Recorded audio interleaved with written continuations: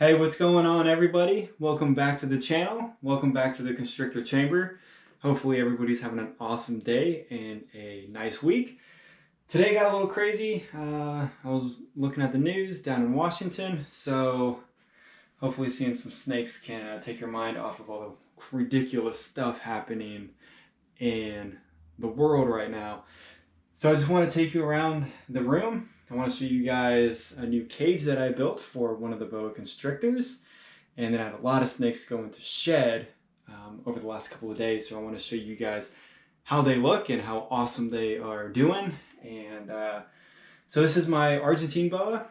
She is a pure bloodline, and there's no mix or anything in her. And I know some of you guys have babies of this of the black and white normal Argentine, and I'm pretty jealous. I've seen some of your guys' pictures, and I really like the babies on how they look, the colors, the patterns, and stuff like that. But it is awesome to watch them grow and change their colors, and they do change their colors pretty rapidly, and then they change some of the patterns as well. They get darker, and then pretty much black with a ton of white speckling, but they have a lot of iridescence in them, which is awesome. So she can be a handful in her cage. She's super defensive about where she lives. She's constantly smacking her face up on the glass every time I walk in. But when I get her out, she's just like this. She's perfectly normal, and I don't have any issues with her. And I had her since she was a baby, and she's 2000 and I want to say 17. And from what I know is that the Argentines do get rather large, much larger than the BCIs. But I really don't like her getting by my face. I do trust her to a certain point, but you never know. So I know some of you guys do like seeing her, so I had to show her off to you guys, especially after her shed, and then I'll show you what that looks like. So she just came out of shed probably 2 days ago, and then so here it is right here, full complete shed. Little rips, but that was my fault trying to untangle it out of her cage. And she is getting pretty strong. So, not sure what she's really wanting to do, but we'll see if she wants to go back. Sometimes when I get her, so I added her branch back, but I know it's a little dark in here, so we can't really see. Oh, there we go, we got some light. But I do have the paper over so she doesn't break her jaw if she decides to hit the glass. So this will be a girl that will definitely outgrow a 4-foot enclosure. I know a lot of people keep the normal BCIs in the 4 foots, which is, that would be the minimum size for them. But as the BCOs get, and the true red tails, they definitely get much bigger. So I think as she gets older, and when needed, I think a 6 foot would be appropriate for her. And then all those girls are doing really well. And then I'll show you guys the ball pythons. And then I had 2 king snakes that shed out as well. So we'll just go through this quickly. So we have is this the female? Yeah, this is the female. So these are all 2020 babies, and this girl looks really nice. I love the albinos on the ball pythons. I just like how clean the patterns are and how bright the contrast is, the white to the yellow. I really like that on her. So some of these snakes are on ReptiChip, and then some of them are on newspapers and stuff like that, because I've noticed on the albinos and the pieds, ReptiChip stains them, and then they look super ugly. Doesn't hurt them or anything, they just look ugly. So this is my black Pastel female, and she just shed out. And I cleaned all of these cages about 10 minutes ago, so I got to give her some water. And her shed's looking good. She's definitely getting more black spots on her, which is super cool. I mean, they're randomly showing up almost every single time I look at her. But she still has a little bit of stain on her. So I'll try to get a nice washcloth and soapy washcloth and then just try to get that off of her. But I thought it would go away completely in the shed, but didn't happen. But at least we got a full shed out of her, that's the most important thing. All right, so I want to show you guys this California king snake, and she just shed out, and she's really looking good. She's put on a lot of size in the last 6 months, which is really awesome. So this was my very first snake that I ever bought about 5-6 years ago, and she's been really good with me. Got her at PetSmart, and I've had no issues with her at all. So she eats like crazy, which is probably common for most king snakes. I know most of them are like garbage disposals, but I love her patterns and I love her belly too. It's brown from all the way to her head, all the way down to the bottom of her tail. So she's super cool looking.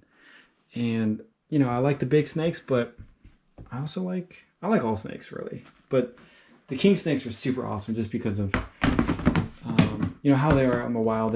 They're immune to most venom, and they eat rattlesnakes, copperheads, and all that stuff, which is really awesome. So this is the Super Mojave, and she is getting really, really big. I love her colors. Look how white she is. That's awesome. Not as white as a pied, but I really love her blue eyes. And then her head coloration is really awesome. And then we have that nice single, I don't know if it shows up, but it's kind of like a yellow line that goes all the way down her backbone, completely down her body. So all of these ball pythons have been eating extremely well. Still trying to get them over onto the frozen thawed, but they are taking fresh killed very well. And then I can get, you know, I get lives once a week, and then I just kill them off and then feed them to them, and then I don't have any issues.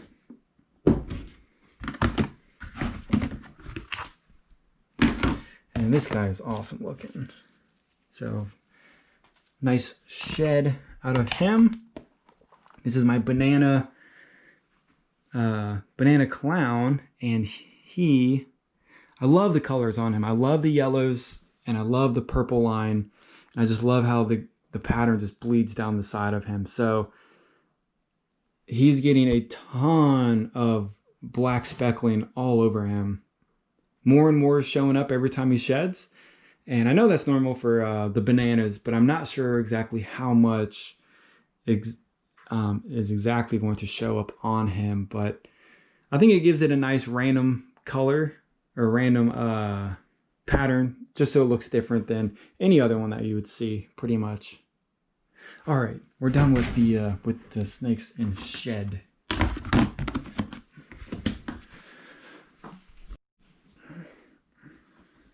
All right, so I added the branch into the Motley's cage just to make it a little nicer. And so if she wants to hang out on it, she can. If not, then it's just kind of like a decoration piece for her. And then the cage that I just built, it's a 4x2 by 13. I tried to go off some of the measurements from those and then from Animal Plastics as well. And then I don't have a light in here, so it is dark. I did add a water dish and then the Repti chip, but my Suriname red tail finally gets an upgrade, and she's in deep blue. So unfortunately, she is not looking all that great. So we'll have to wait probably at least a week until she sheds out, and then we can see her awesome colors and then to see how bright her tail is. And every single time these red tails shed out, the Suriname and the Guyana, their tails just get redder and redder, which is super cool. So this is kind of like the minimum size, as I said earlier. And you know, she's not that big, so she could definitely stay in here for probably a couple of years. And the Surinames and the Guyanas, they're extremely slow at growing. So I mean, she's 2017 and she is still kind of looking like a yearling, but you know, I'm trying to feed her the best that I can, but not too crazy, but it's natural that the red tails do get, you know, it takes them a while to get to their adult size. So I really think in here, this cage will work out a lot better. And then of course, I'm not good at building stuff at all, so it does have its little mess ups and stuff like that, but nothing major. And it definitely, I think, turned out better than my first attempt down here. So I am excited about it. I'll probably be building more, definitely saving money, and just with transporting them and stuff, it's a lot easier. So got the full 2 feet depth on these, and you know, once she grows out of that, my other boa can go into there, and then it can be like a step up type of a thing, a grow up. I don't know what people call it. The grow up tubs, grow out tubs. I don't know what it is. But whoever is next in line will get that one when she gets kicked out. But that is it. And the Burmese is doing well. The anacondas are doing well. The new snake is doing really well. And here she is.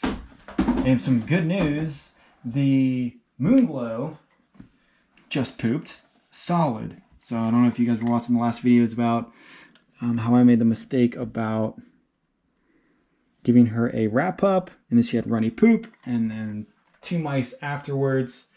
We have solid poop and no regurgitations at all. So everybody's doing really well. But